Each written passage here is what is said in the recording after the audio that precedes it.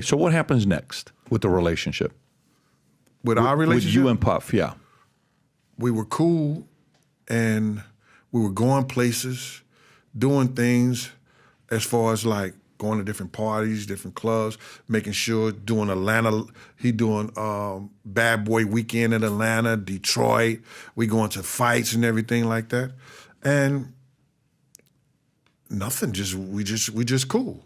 Everything is fine up until the night Big got murdered.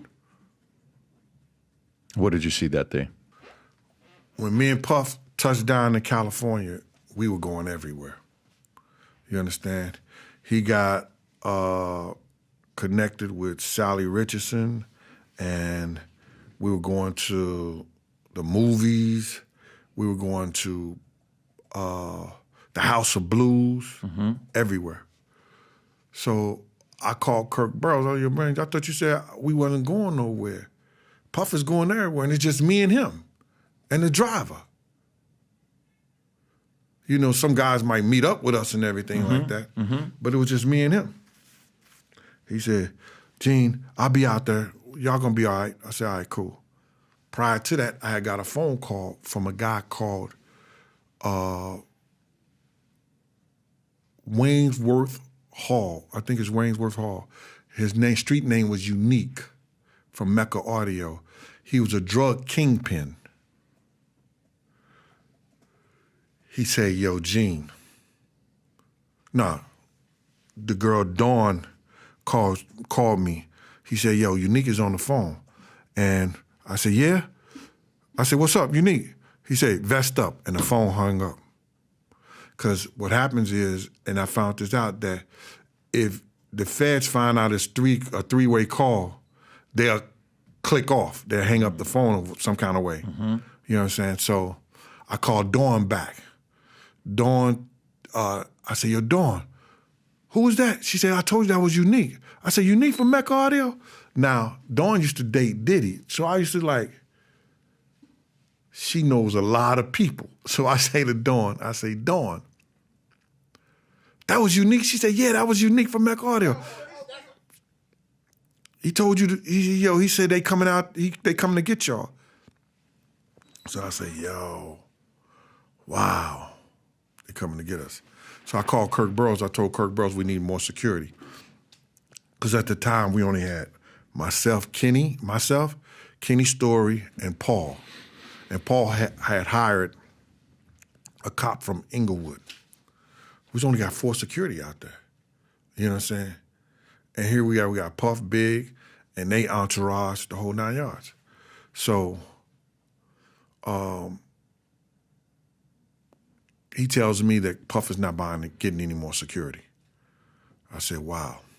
So the part where you was talking about I didn't have to go, I never spoke to Puff about what Unique told me, because I had spoke to Chaz Williams a day after that. And Chaz Williams said, "Yeah, I'm hearing like they coming at y'all." Now I know there's beef with us because of what the people think about Jake and what has something to do with Suge people. Right. I know it's beef because of what Big did to the people from the Dog Pound when he made that phone call and they shot up their Winnebago in New York. I know there's beef from this Muslim cat that Puff had an argument with in Soul Train. I just found out recently what that was about. And I know it's beef with the Tupac stuff. You understand what I'm saying? Hit 'em up, like you're saying the beef from Hit 'em Up? Or? Yeah, from Hit 'em Up, from the fact that Pac is dead. Right. You understand? And they said a Crip did it, and because we was rolling with Crips, they may have thought we had something to do with that. You understand what I'm saying? So now, I'm like this. I'm like, I know this is beef, so when I hear it from Chaz Williams, then I hear it from Unique, and he's locked up in federal jail in Colorado with El Chapo and them, you know, that type of prison. He gets a phone call to me.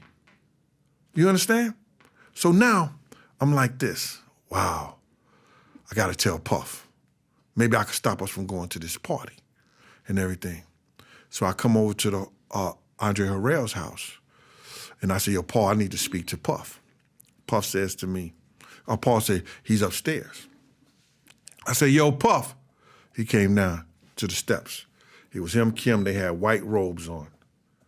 And I was laughing because it had BH on it.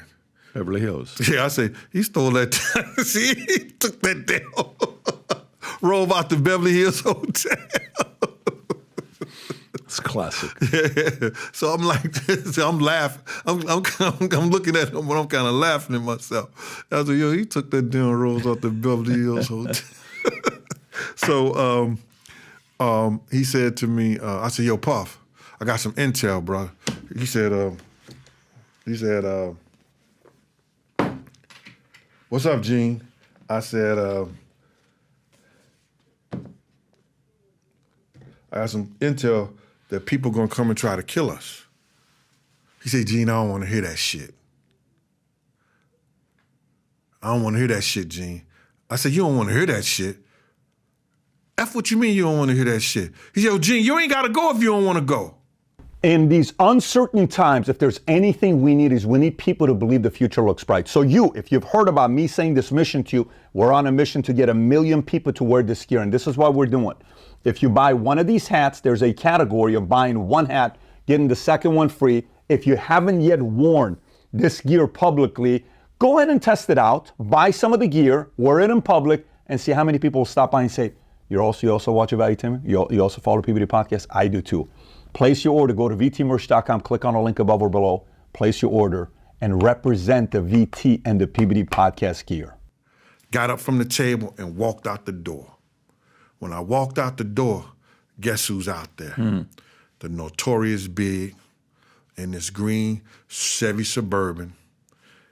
D-Rock is playing with Tone, and they got a Nerf ball playing with a basketball goal doing like that. I said, yo, Big, somebody gonna try to come kill us tonight. And Lil C's, who I hadn't seen all week, you understand? Lil C says, Gene, go ahead on with that cop shit. You always think you know something. I said, I know one thing, you better get you a GED. You know what that is? A good enough degree so they don't cheat you out your money like they doing your man right here. And I was talking about Big, because I had read his whole contract on the plane because Puff had gave me the briefcase. When he gave me the briefcase, you know, like he just do some bullshit, hand me the briefcase, and went to first class, and I went to coach in the emergency exit, and I just opened it up and started reading the shit. So I'm saying, because at the end of the contract, Big was begging for his, he was asking for his publishing and his marketing back, and Puff was saying in the contract, we'll revisit that at a later date. You know what I'm saying? So I'm just reading this story. I got 6 hours on this plane. I'm going to go through whatever's in this briefcase. So that's what I did. So I said, so they don't cheat your man out your money right here. And Big said, yo, Gene, I'm going to have Rock and Tone hold you while Lil C's get his shit off. I said, all that shit sound good. It may make you feel good, but it won't be healthy. You understand? And then next thing you know, Puff was coming out the door. When Puff was coming out the door, he said, come on, let's go. I got in the car with Puff, and we all went to the Peterson Museum. Okay, so when you said like they're taking money from your man, Biggie is standing there hearing you saying this? Said it directly to him. You said it to him? I said it directly to him. And he's about to finish up with the last album, and then he's getting $60-some million with him, with Lil' Kim, with all these other guys that is going to start his own thing. Bruh, he was finished with his album. He was done with his album. He was done. Big was out there doing no work on his album. Puff had set him out there to do work on his album. Got it. Not on Big's album. Right. Because every time we was in the studio, we was doing work on Puff album. Now, why is Puff allowing you to talk to Biggie like that? Because you're not helping Puff out. Puff is paying you. Why would you talk to one of his guys that's there? The boss is Puff. Puff is paying you. Why are you talking to Biggie that way? I'm going to talk to them any kind of way they talk to me. My whole thing about it is you got to understand, I'm not that dude that you could talk to and have that kind of conversation with you. It wasn't about pay. They needed me more than I needed them. They needed me because they felt safe because I worked for Chaz Williams from Black Hands. Who's paying you? Who's paying you at the time? Who's paying me? Yeah. It depends on what day it is. But when you're in L.A., who's paying you when you're in L.A.? Well, I found out it was Arista Records, but it was for Puff. Okay. I mean, Puff is paying you, so you're there. But your comment towards Biggie is creating a division between Puffy and Biggie. No, like, I mean, Biggie's going to be like, but bruh, he already had a division with Puff. You know, so their relationship ain't what like people thought it was. So at this time, when has he already told you, yo, Gene, I know you love Diddy, Puff.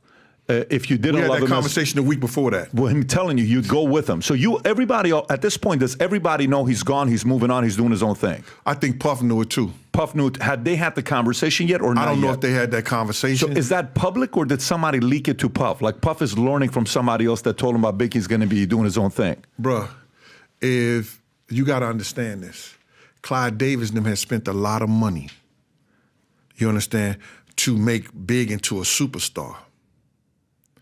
If somebody write up a contract from another record label, Capitol, Atlantic, who you think they gonna tell first? They gonna tell the other head, yo, you know, your boy coming over here, you know, we got them, you know what I'm saying? He bringing us 6 groups. Lil' Kim had became a multi-platinum artist, you understand? Lil' Caesar's a gold artist. Cameron is showing promise. Sure. You understand what I'm saying? So you think the two bosses, you know, the two bosses of those record labels ain't friends, they don't know each other, and they not going to tell each other what has been drawn up for them to go? Okay, so fair. So let's say at this point so now you guys are leaving, okay? Right. What happens next? We'll get to the Peterson Museum. Okay. When we get to the Peterson Museum, I jump out the car. I go and see the people at the door. And then I notice this guy named Chris Lattimore. Him and Puff always do parties together. When him and Puff is always doing parties together, a light bulb go out. I'm like, yo, damn, that's why he wanted Big at this party. You understand? Because you got to realize Big was supposed to be in London. But he had told Kirk Burroughs that Big wasn't going to London. You understand? Whatever you got to do, he ain't going to London. He going to this party. So I'm like, damn. And it was like every day he was throwing that in Big face the whole time we was there. And I just found out recently by watching a YouTube show, you understand, Math Hoffa, that what's his name? Superman. He's called. His name is Clark Kent. Clark Kent, the DJ, who was also a vice president of Motown Records at one time, said, I was in Big's room that night before he got murdered. And I asked him what he was going to do. He said, D-Rock and Puff set this party up for me to go to. You understand? I carried that stuff on my heart for years because I thought I had let him down because I thought that I could stop Big from going to that party. You understand? There's nothing I could do to stop him from going to the party. So now we at the place, I see Chris Lattimore. I say, yo, we got like 23 people with us. I watched all 23 guys go through the door. They stopped right there. They took us up the escalator. They put us into a section in the back to the left where cars was at. You understand? Puff said, bring me all the bottles you got left. So Puff, they brought all the bottles that they had left in the back. Puff took like that. Then they just started partying. Big didn't have no smoke. He told Little C's, C's, go find me some smoke. So Little C's went and found some girls who had some smoke. They came over and they started smoking. So I'm behind Big. I'm looking at, it's a lot of bloods and everything up in there.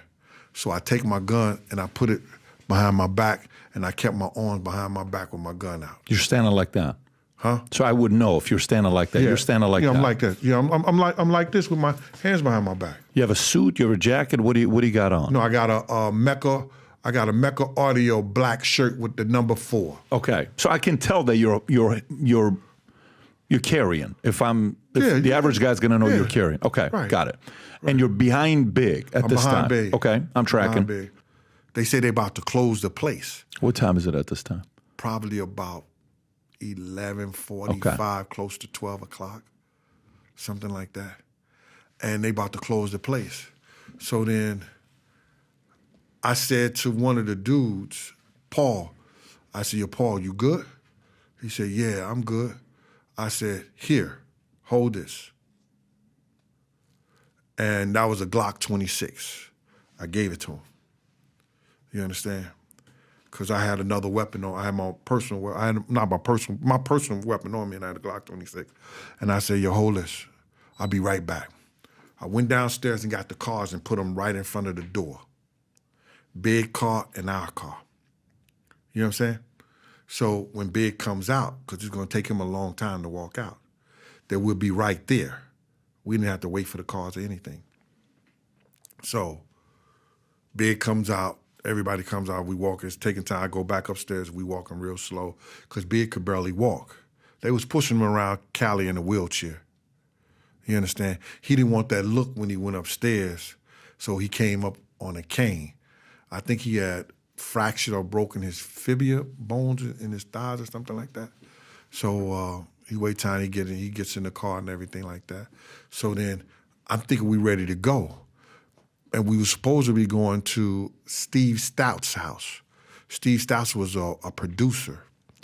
I don't know, he's some kind of bigwig or manager, producer, something like that. So Steve Stout, we supposed to be going to his house, but then I got a phone call because I had called Chaz. Because Chaz was already there. I didn't know where Chaz was at. Chaz was out there with the Black Hand Mob, with the crew. And I had told Chaz, I said, "Yo, Chaz, it's looking real shady up in here."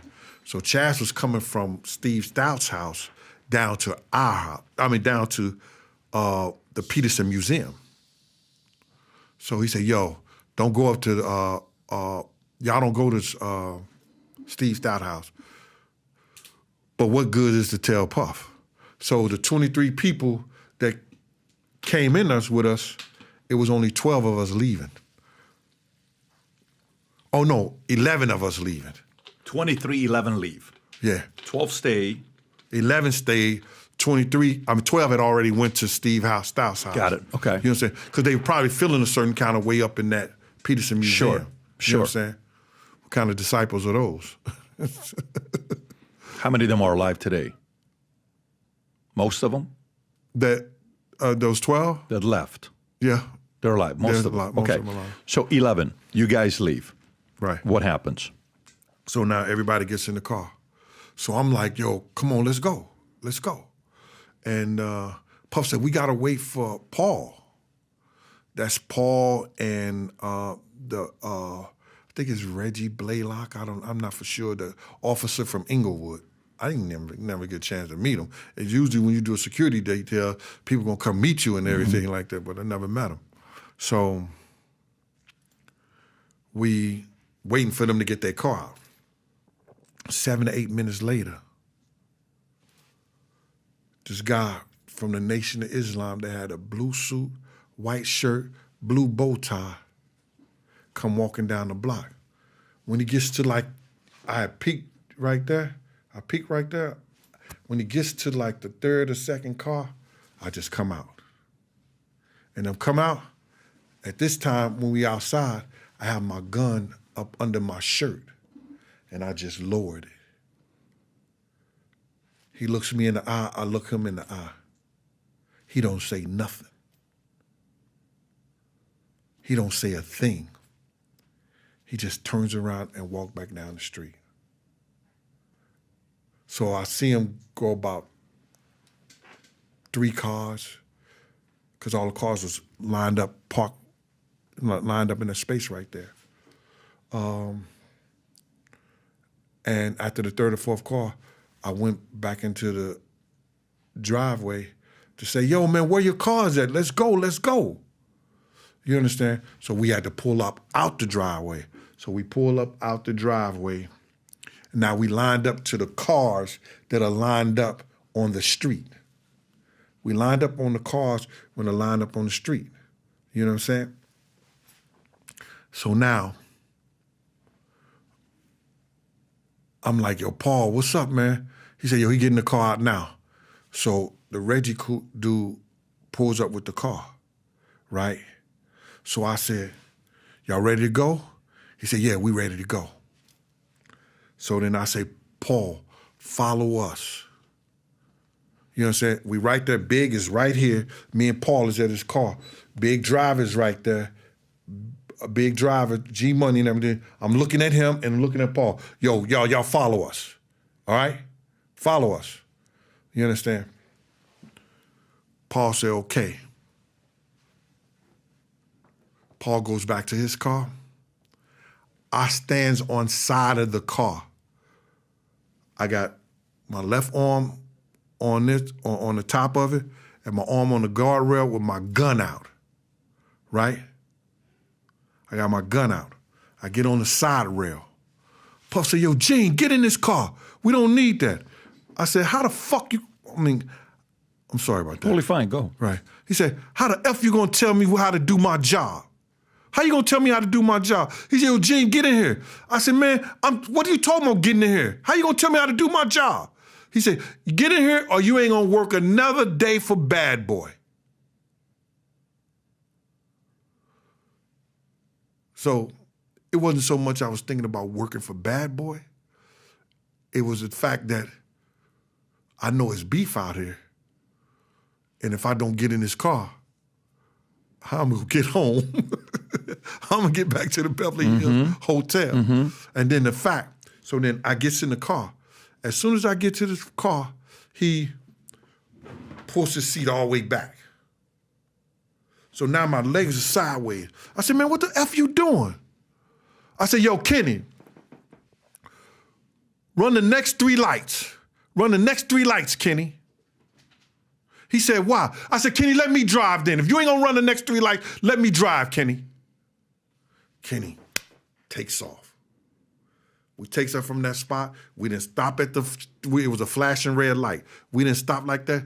We went across the light. As we going across the light, Tone, who's behind me, says, yo, Big them ain't coming across the light. Yo, somebody pointing a gun at Big. I goes to open the door, right? We hear something say, pap, pap, pap, pap, pap, pap. Kenny guns the car going forward. I said, Kenny, what the fuck are you doing, Kenny? Kenny, what are you doing? He said, they say somebody shoot, yeah, motherfucker, they shooting at Big. What the fuck is you doing, Kenny? He stops the car when we halfway down the block.